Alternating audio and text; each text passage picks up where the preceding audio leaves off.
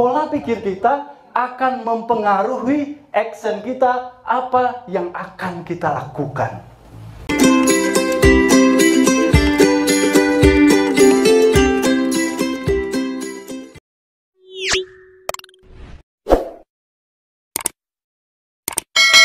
Saya izin berdiri ya.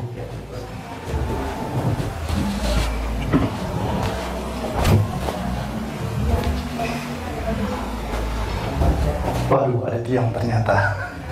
Ada jarak pemisah di antara kita. Iya. Assalamualaikum warahmatullahi wabarakatuh. Selamat malam. PPNS Provinsi DKI Jakarta. Tepuk tangan untuk kita semua. Oke, Bapak Ibu sekalian, pada kesempatan yang berbahagia ini saya diberi kesempatan oleh panitia untuk bertukar pikiran, berdiskusi dengan Bapak Ibu sekalian dengan tema sikap dan budaya PPNS menuju ASN berakhlak. Ibu Bapak sekalian, saya Rahmat Holison Meza, founder dari Manglayang Motivator, yang dikhususkan, kita khusus untuk motivasi ASN dan karyawan. Ya, kalau motivasi lain, motivator-motivator lain, banyak yang lebih hebat dari kita, banyak yang lebih hebat daripada motivator Manglayang, tapi mereka sifatnya lebih umum. Nah, kita lebih spesifik masuk ke ranah ASN karena orang-orang yang ada di dalamnya juga ASN. Status saya menikah 14. Jangan dibalik 41 ya Bu ya. 41 itu kelihatannya aja enak Pak. Setelah saya tanya kepada orang yang mengalaminya, enaknya awal-awalnya aja. Karena ujung-ujungnya masalahnya jadi 4. Ya. Jadi saya satu istri dengan 4 anak. Nah, John F. Kennedy pernah berkunjung ke NASA. Pada saat kunjungan tersebut, beliau bertemu dengan, kalau di kita istilahnya OB, ya. Kemudian sang presiden bertanya kepada OB, "Ini NASA yang begitu besar, apa pekerjaan Anda di sini?" Ya, ditanyakan apa pekerjaan seorang OB. Kalau kacamata kita sama atau kita melihat kelaziman, maka kita akan menjawab pekerjaan saya adalah bersih-bersih, 100% Pak. Bersih-bersih. Tapi apa yang dijawab oleh sang OB? OB menjawab, pekerjaan saya adalah membantu menerbangkan orang ke bulan. Luar biasa. Seorang OB bisa menjawab yang tugasnya bersih-bersih, tapi jawabannya adalah membantu menerbangkan orang ke bulan. Yang Bapak di balik tiang susah juga ya. Gak kelihatan ya. Dengar suara aja Pak, nanti saya bergeser. Apa maknanya di sini? Maknanya Bapak Ibu sekalian, punya tujuan turut menjadi bagian yang lebih besar dari apa yang menjadi tugasmu. Hal tersebut akan memberikan dampak yang besar kepada organisasi. Artinya apa?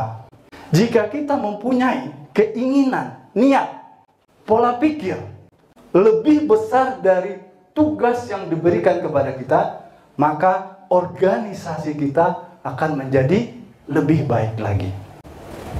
Konteks idealnya saja, di saat kita melaksanakan apa yang menjadi tugas kita, organisasi bisa menjadi baik. Apalagi kita mempunyai visi jauh lebih besar dari apa yang menjadi tanggung jawab kita. Ini merupakan suatu hal yang berat, tetapi bukan menjadi hal yang mustahil untuk dilakukan. Semoga kita semua bisa berada pada zona tersebut. Kemudian, masih ada yang punya HP Nokia nggak? Nggak ada ya? Udah nggak ada ya?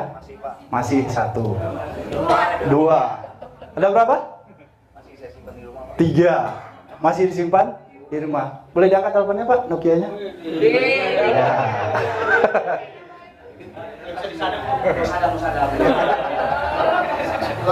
Pertanyaannya, selain HP Nokia, Bapak punya HP pendamping lainnya? Pasti iya. Artinya apa? Jangan buka rahasia di sini, Pak. Rahasia umum itu. Ya, artinya begini yang ingin saya sampaikan.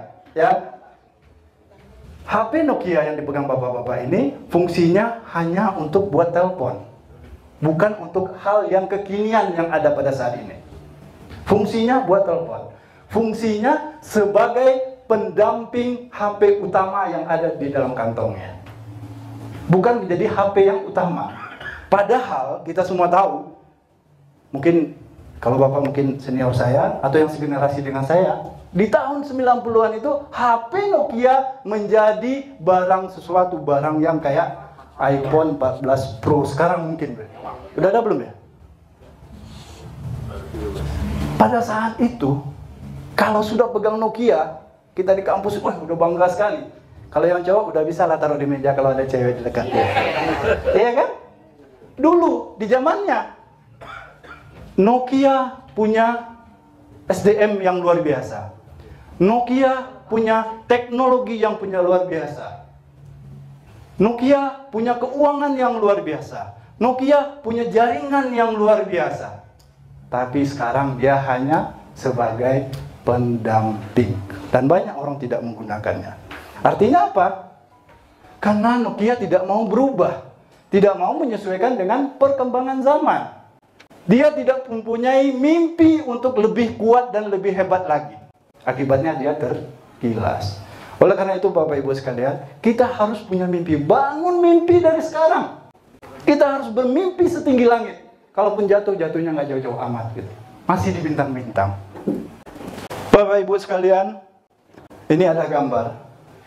Saya boleh ada mic lagi? Mas, atau tolong dibantu. Siapa kira-kira yang bisa menerjemahkan gambar ini apa? Boleh Pak? Komentar. Orang yang mau ngambil roti itu kelihatannya Maknanya apa Pak kira-kira? maknanya dia tidak mempergunakan fasilitas yang ada, kunci itu. Iya, oke. Ada lagi? Ibu mau? Sana di sini dulu. Baik, ada laki-laki di dalam penjara yang mestinya dia bisa ambil kunci untuk buka kunci penjara dan ambil makanan, tapi dia malah berusaha untuk ambil roti yang ada di luar itu, Pak. Kira-kira kenapa ada roti yang diambilnya bukan kunci? Mungkin dia lebih karena butuh lapar daripada kunci mungkin. Oke. Pemikirannya terlalu sempit, Pak. Iya. Ya, ingin makanan jadi ngarangnya langsung makanan. Iya, butuhnya makanan Bu ya, bukan kunci ya. Bapak sebelah sana tadi, silakan udah ada mic-nya. Kalau saya lihat dari gambar, seorang laki itu memang lebih membutuhkan untuk bertahan hidup, Pak.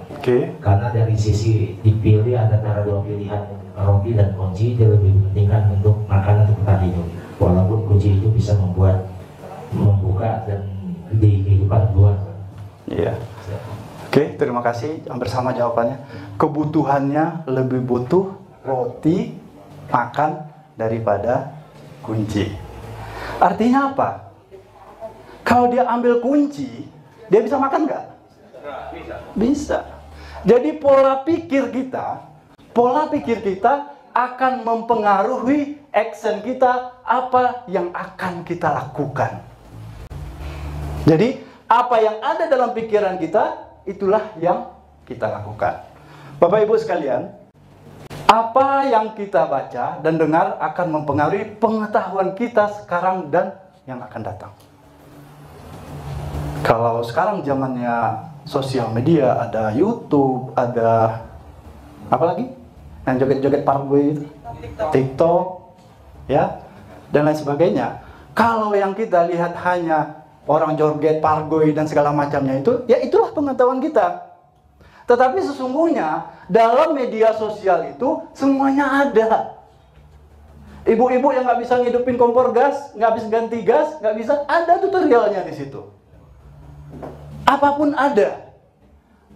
Dan algoritma dari media sosial baik YouTube, TikTok dan lain sebagainya itu akan berpengaruh kepada apa yang kita searching, apa yang kita lihat. Kalau yang kita lihat prank, joget pargoy dan lain segala macam, atau cewek-cewek seksi, maka yang akan keluar selalu itu. Tetapi kalau kita searching hal-hal yang kita butuhkan terhadap pekerjaan kita, bagaimana misalnya, atau untuk keluarga kita, bagaimana cara mendidik anak dan lain sebagainya, maka yang keluar itu sama. Oleh karena itu, apa yang kita baca dan apa yang kita dengar akan mempengaruhi pengetahuan kita sekarang dan yang akan datang. Pengetahuan kita akan mempengaruhi pikiran kita. Ya, dampak yang kita baca tadi adalah kita punya pengetahuan. Pengetahuan ini akan mempengaruhi pikiran kita. Pikiran kita akan mempengaruhi apa yang kita lakukan. Makanya tadi pikirannya mengatakan perut saya lapar. Pikirannya lupa mengatakan kalau saya dalam penjara. Kalau saya lapar, yang saya butuhkan adalah makanan. Kalau saya dalam penjara, yang saya butuhkan adalah kunci. Jadi karena pengetahuannya, pikirannya adalah rasa lapar yang ada, dia butuh makan, maka yang duluan diambilnya adalah roti. Kemudian apa yang kita lakukan akan mempengaruhi masa depan kita. Ini jika berulang-ulang menjadi suatu karakter, menjadi habit bagi kita ibu bapak sekalian. Perspektif, semua berawal dari perspektif. Ada niat di situ, ada kata-kata, ada kegiatan yang berubah menjadi kebiasaan, kebiasaan berubah menjadi karakter. Karakter inilah yang akan membangun kita sekarang dan akan datang. Apa yang biasa kita lakukan, apa yang biasa kita kerjakan, ini yang akan mendorong kita ke depan. Siapa dirimu di masa yang akan datang tergantung kepada hal tadi. Kalau dalam kompetensi ASN ada 3. Ada skill, ada attitude, ada knowledge. Kalau 3 ini kita kuasai ibu bapak sekalian, Anda akan menjadi ASN yang hebat. Sesungguhnya bapak ibu sekalian, kalau jadi ASN itu salah satu yang terpenting adalah mengetahui aturan-aturan apa yang mengatur kita. Beranjak dari tupoksi kita. Kemudian dari tupoksi yang berikutnya adalah peraturan yang terkait dengan pekerjaan kita. Anda harus menjadi pakar, harus menjadi orang yang paling tahu terhadap pekerjaan Anda dari sisi apapun.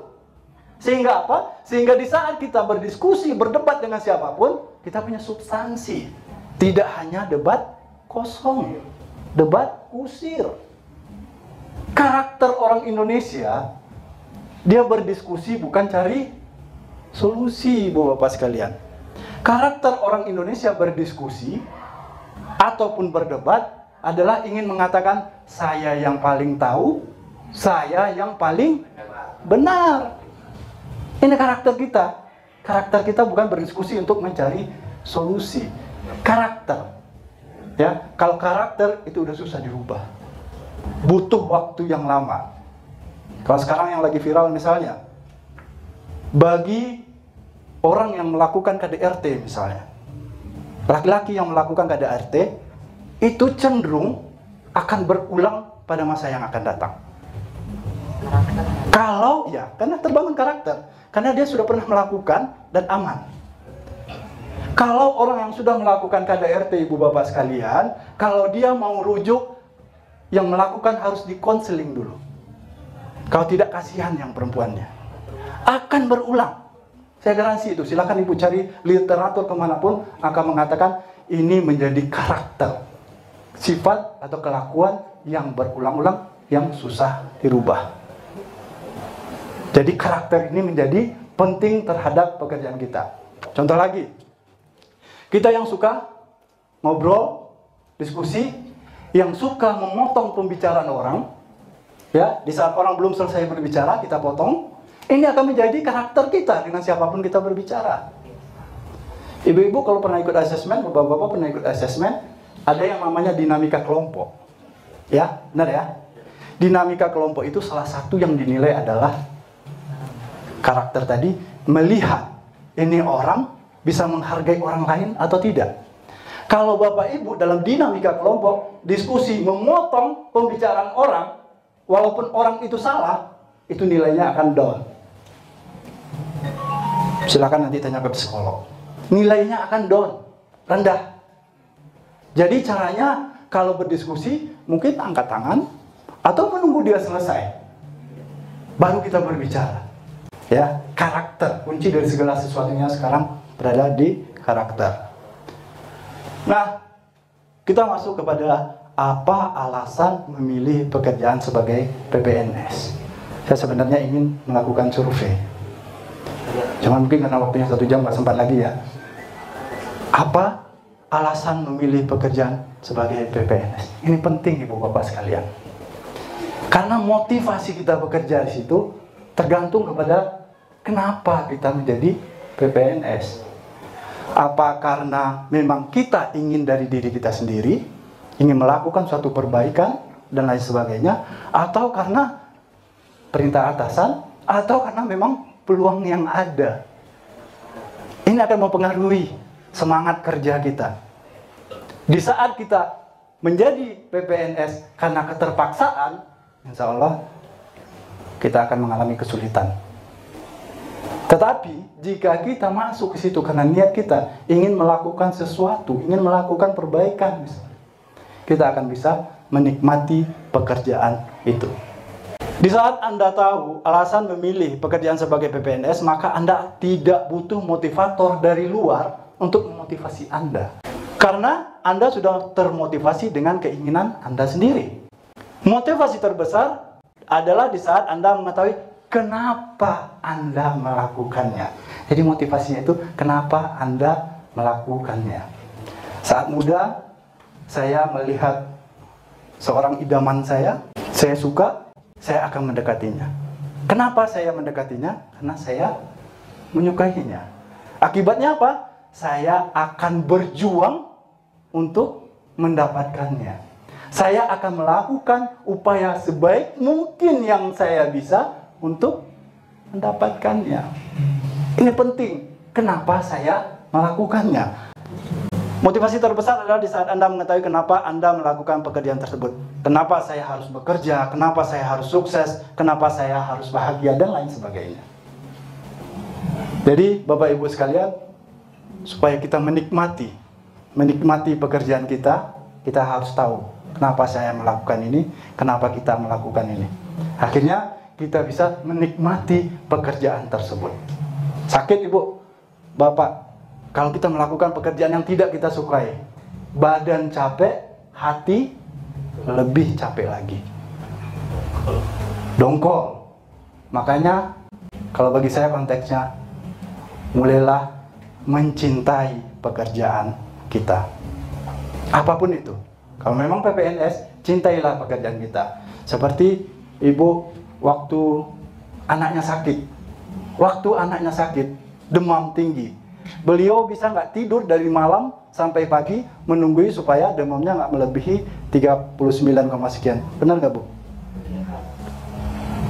Walaupun ini anak bandelnya minta ampun, bikin susah kita, bikin kita marah, tapi sebagai orang tua yang mencintai anaknya akan memberikan yang terbaik yang dia punya kepada anaknya. Nah, sekarang tanya kepada diri sendiri. Apakah kita sudah bisa mencintai apa yang menjadi pekerjaan kita? Kalau kita sudah bisa pada tahap itu, kita akan bisa ikhlas.